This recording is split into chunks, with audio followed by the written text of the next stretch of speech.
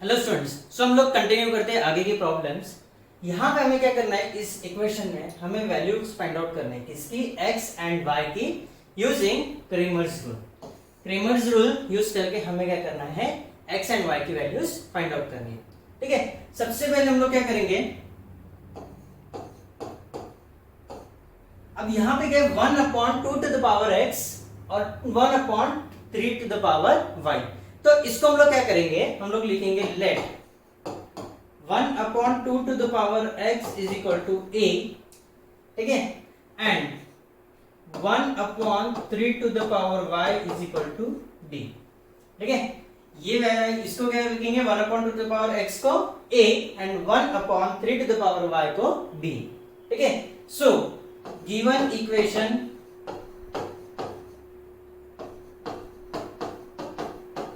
becomes,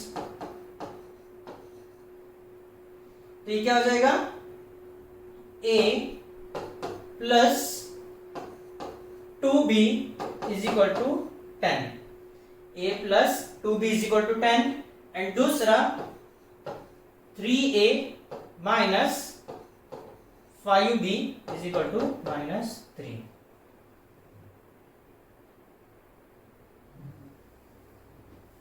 ठीक है, a plus 2b is equal to 10, 3a minus 5 is equal to -3। अभी हमारे नॉर्मल इक्वेशंस बन गए। अब नॉर्मल इक्वेशंस बनने के बाद में सबसे पहले हम लोग क्या कैलकुलेट करते हैं, d is equal to determinant of 1 2 3 -5, 1 2 3 -5, these are coefficients of a and b। So इसका वैल्यू क्या आएगा, -5 multiplied by 1 -2 multiplied by 3, so ये क्या हो गया, -5 -6, -5 -6 इज इक्वल टू -11। समझ गए, d का वैल्यू कितना आ गया, -11।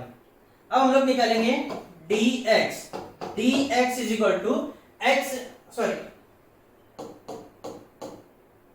dA इज इक्वल टू, यहाँ पे a की कोएफिशिएंट की जगह पे हम लोग लिखेंगे c वाले टर्म। सो ये क्या हो गया, 10 -3 2 5। ठीक है, 10 2 -3 5, so 10 multiplied by 5 that is 50। ठीक है, minus 2 multiplied by -3 that is equal to +6, so that will be equal to 56। समझ में आ गया, ओके। अब है db, यहां पे b के कोएफिशिएंट्स की जगह पे हम लोग रखेंगे कांस्टेंट टर्म्स। सो ये आ जाएगा हमारा 1 10 3 -3, 1 10 3 -3। ठीक है, क्या किया हम लोगों ने, सबसे पहले हम लोगों ने वैल्यूज निकाले किसके, d के लिए 1 2 3 और ये -5, तो क्या हो गया, -5 -6 दैट इज इक्वल टू -11। यहां पे क्या हो गया, फिर निकाले हम लोगों ने dA का वैल्यू कितना आएगा, 10 -3 2, ये हो गया -5। ठीक है, सो ये क्या हो गया, -50 +6, सो ये कितना हो गया, -44। ठीक है, यहां पे करेक्शन हुआ। फिर उसके बाद में dB का वैल्यू निकालेंगे, ये हो गया -3। ठीक है, -1 into -1 into -3 that is equal to -3। फिर उसके बाद में -10 multiplied by 3 that is equal to 30, so ये वैल्यू हो गया -33। ये किसका वैल्यू निकल गया, dB का। सो अब हम लोग क्या कर लेते हैं, सबसे पहले हम लोग निकालेंगे a का value. a is equal to dA upon d and b is equal to dB upon d, dB upon d। ठीक है, d का वैल्यू है -11, तो a is equal to -44 upon -11, d का value -11 and b is equal to -33 upon -11। समझ में आ गया यहां तक। फिर उसके बाद में a का वैल्यू जो है वो आएगा 4 एंड b का वैल्यू है 3। a का value 4, b is equal to 3। अब a हम लोगों ने क्या लिया था, a is equal to 1 upon 2 to the power x and b is equal to 1 upon 3 to the power 5। ये टर्म समझ में आ गया। सो a की जगह पे क्या लिखेंगे, 1 upon 2 to the power x और b के जगह पे 1 upon 3 to the power y।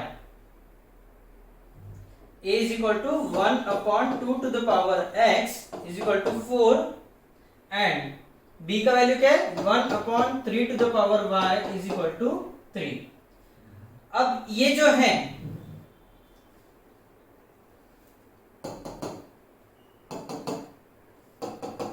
ये डिनोमिनेटर में 2 टू द पावर x, इसको न्यूमरेटर में लेके गए तो क्या होगा, 2 to the power minus x, 2 to the power minus x is equal to 4 को लिख सकते हैं हम लोग 2 to the power 2, that means 2 square. ठीक है। सो यहां पे क्या होगा, as per law of indices जहां पे बेस सेम है, ठीक है, अब दोनों इसमें बेस क्या है, 2 है, तो हम लोग क्या लिखेंगे, minus x is equal to 2, therefore x is equal to -2। समझ में आ गया। दोनों जगह पे बेस कॉमन है ना, तो इसके पावर्स भी क्या हो जाएंगे, कॉमन हो जाएंगे। यहाँ पे therefore 3 to the power minus y is equal to, इसको हम लोग क्या लिख सकते हैं, 3 को 3 to the power 1, 3 to the power 1 बोले तो 3। therefore यहाँ पे भी बेस सेम है तो हम लोग लिखेंगे minus y is equal to 1, therefore y is equal to -1। समझ में आ गया। वैल्यूज निकल गई x एंड y की, x is equal to -2 and y is equal to -1। क्या किया था हम लोगों ने, सबसे पहले हम लोगों ने गिवन इक्वेशन में लिखे थे let 1 upon 2 to the power x, 1 upon 2 to the power x को लिखे थे a and 1 upon 3 to the power y को लिखे थे हम लोगों ने b। वैल्यू सब्स्टिट्यूट कर दिए तो हमारे नॉर्मल इक्वेशंस बन गए। नॉर्मल इक्वेशंस बन गए तो हम लोगों ने सबसे पहले d कैलकुलेट किया, d कैलकुलेट करने के बाद में dA का वैल्यू कैलकुलेट किया एंड dB का वैल्यू कैलकुलेट किया। फिर हमारा ये है formula A is equal to dA upon d and B is equal to dB upon d। इसमें से हम लोगों ने A और B की वैल्यू फाइंड आउट करी। A का वैल्यू आ गया था हमारा 4 एंड B का वैल्यू आ गया था 3। A का वैल्यू 4 एंड B का वैल्यू 3। अब A बोले तो 1 upon 2 to the power x and b बोले तो 1 upon 3 to the power y। इसका वैल्यू सब्स्टिट्यूट किए, फिर डिनोमिनेटर का हम लोग लेके गए न्यूमरेटर में। न्यूमरेटर में ले जाने के बाद में दोनों जगह बेस सेम है, 4 को लिखा हम लोगों ने 2 to the power 2, that means 2 square. ठीक है, दोनों जगह बेस सेम है तो फिर पावर्स भी सेम रहेंगे, therefore -x is equal to 2, therefore x is equal to -2। Same चीज यहां पे की, डिनोमिनेटर को न्यूमरेटर में लेके गए, दोनों का बेस सेम है तो पावर भी सेम रहेगा, therefore y is equal to -1। कितना सिंपल था ना। ओके, दूसरा एग्जांपल देखेंगे हम लोग। Find the values of x, y, z using Cramer's rule. यहाँ पे इक्वेशंस ऑलरेडी प्रॉपर्ली लिखे हैं, x, y, z constant, x, y, z constant, x, y, z constant. So यहाँ पे हमें इक्वेशंस को रीअरेंज करने की जरूरत नहीं है, फिर भी हम लोग लिख लेते हैं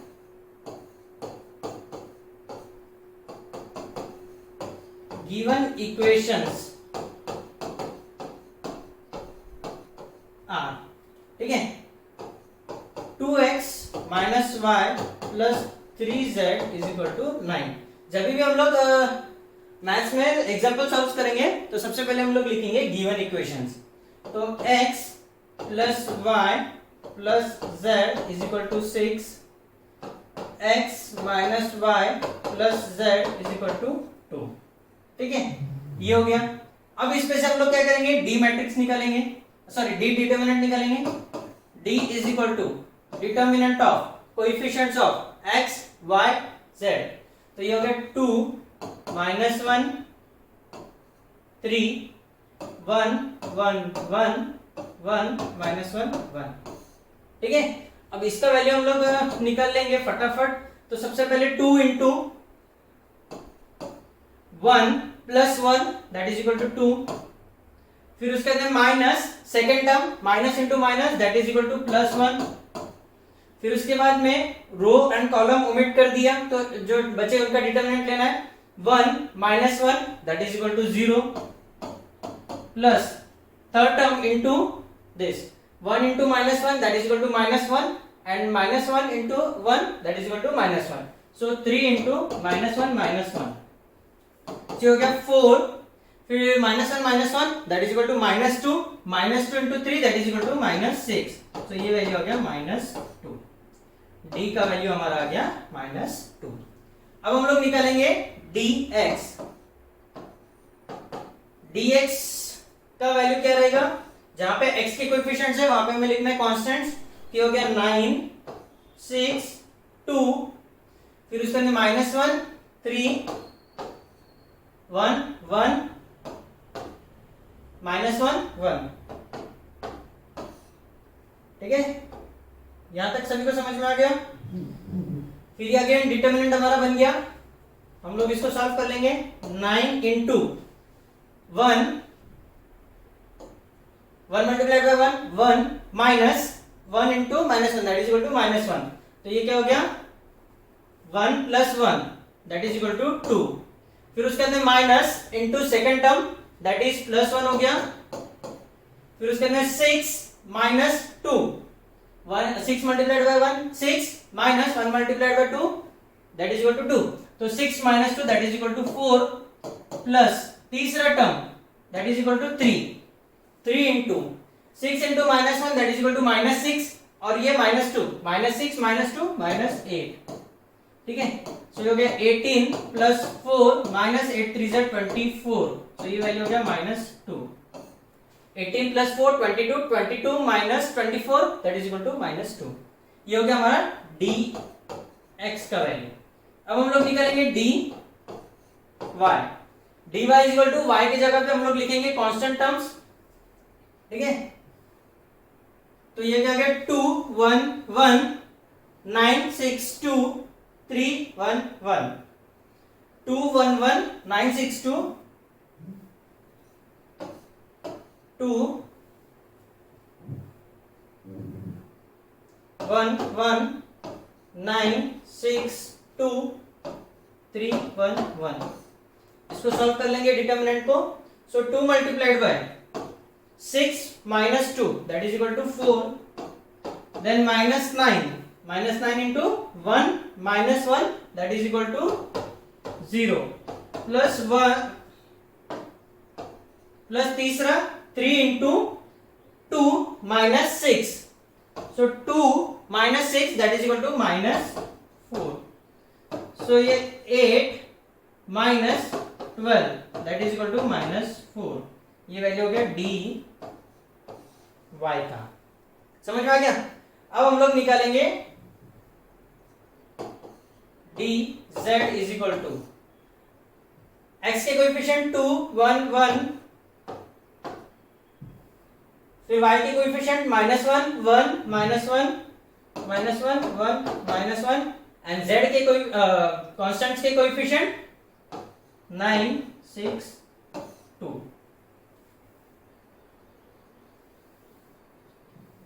ठीक है, सो इसको सॉल्व कर लेंगे हम लोग फटाफट। 2 multiplied by first term 2 multiplied by 2 minus 6 into -1 that is 2 plus 6 that is equal to 8, फिर उसके अंदर minus second term that is equal to -1, तो ये हो गया minus minus plus 1 into 2 minus 6 2 minus 6 that is equal to -4, फिर तीसरा term plus 9 into 1 into -1 that is equal to -1 and minus 1 into 1 that is equal to -1, तो ये हो गया -2, तो ये हो गया 8 2 16 -4 -18।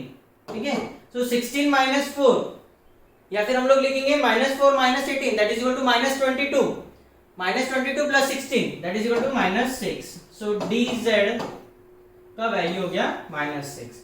अब हम लोग क्या करेंगे, एक बार यहाँ पे फिर से लिख लेंगे d का वैल्यू, dx का वैल्यू, dy का वैल्यू एंड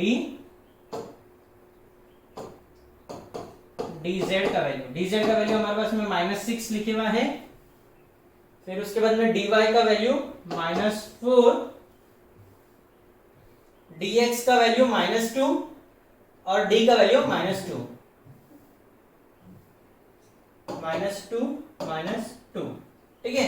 अब हम लोग निकालेंगे x is equal to dx upon d, that is equal to -2 by 2, -2 by -2, that is equal to 1, therefore x is equal to 1. y is equal to dy upon d, that is equal to -4 upon d का value -2, -4 by -2, that is equal to +2, therefore y is equal to 2.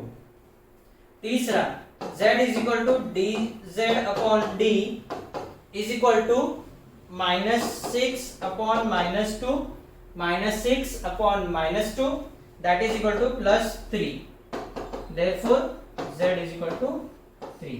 Values are 1, 2 and 3. समझ में आ गया? Simply हम लोगों ने क्या किया, वैल्यू सब्स्टिट्यूट की एंड आंसर फाइंड आउट किए, ठीक है। तीसरा क्वेश्चन हमारा ये बनता है x plus y minus z is equal to 2, x minus 2y plus z is equal to 3, 2x minus y minus 3z is equal to -1. Therefore solution हम लोग लिखेंगे, सबसे पहले क्या लिखेंगे,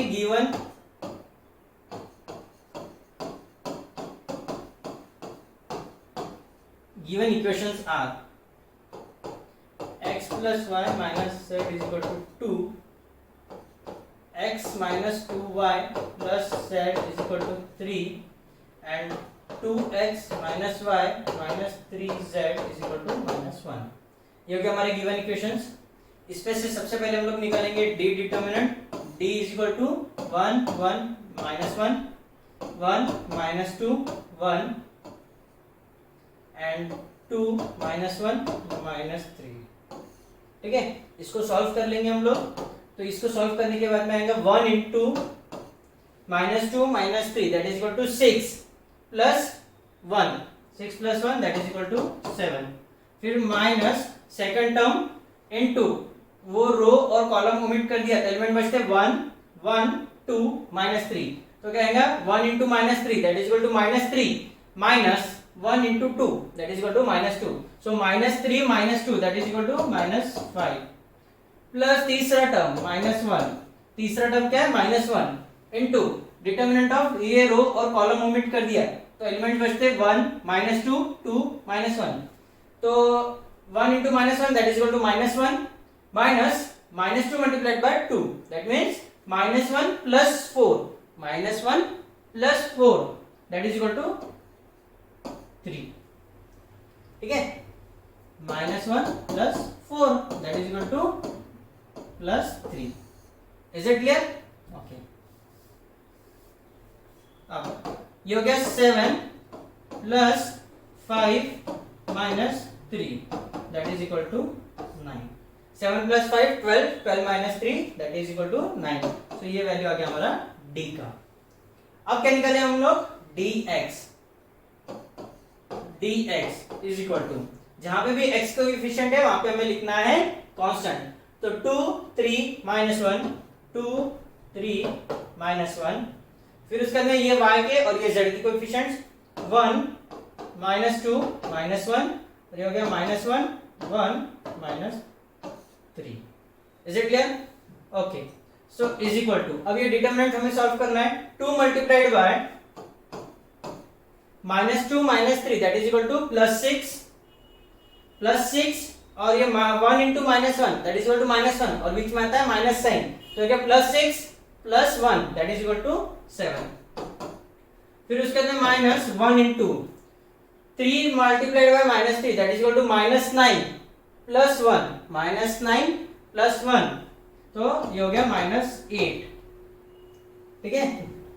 -1 into -9 + 1 तो हो गया -8, फिर तीसरा -1 into 3 into -1 that is equal to -3 और ये हो गया -3 - 2 दैट इज इक्वल टू -5, ठीक है। सो 7 2 14 + 8 - 5, ठीक है, +8 - 5 that is equal to +3 plus 3 plus 14 that is equal to 17, ये वैल्यू हो गया। -1 into -5 that is equal to +5, तो ये हो गया 14 plus 8 22, 22 plus 5 that is equal to 27। So dx का वैल्यू हो गया 27। अब dy is equal to y की जगह पे हम लोग लिखेंगे कांस्टेंट टर्म, तो 1 1 2 1 1 2, y के जगह पे कांस्टेंट टर्म्स 2 3 -1, ठीक है, और z के कोएफिशिएंट्स -1 1 -3, -1 1 -3, -1 1 -3, ठीक है। ये डिटरमिनेंट को हम लोग सॉल्व कर लेंगे। So 1 multiplied by 3 multiplied by -3 that is equal to -9 plus 1 that is equal to -8।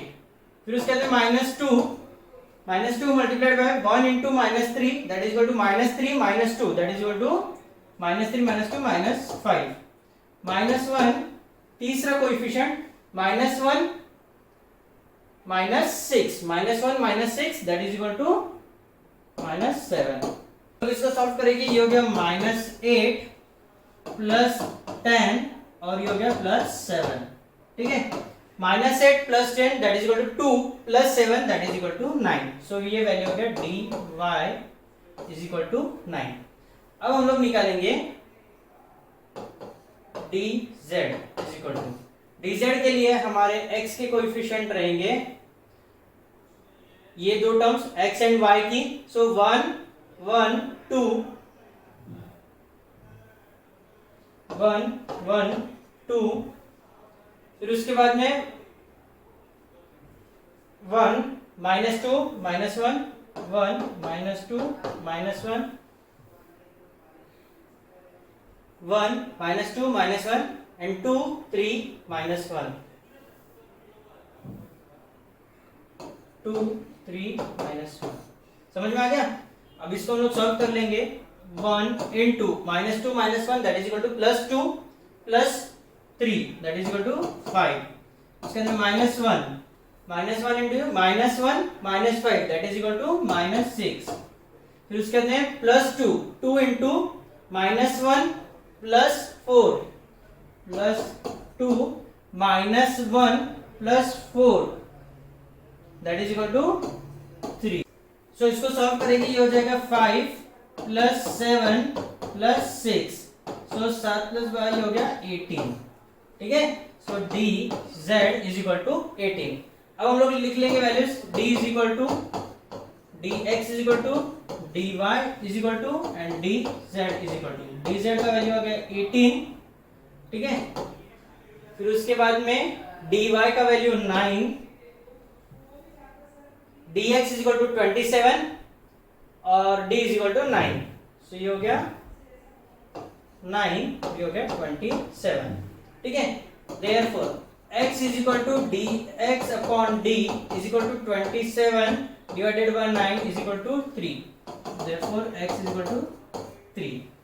X is equal to dx upon d, that is equal to 27 divided by 9, that is equal to 3.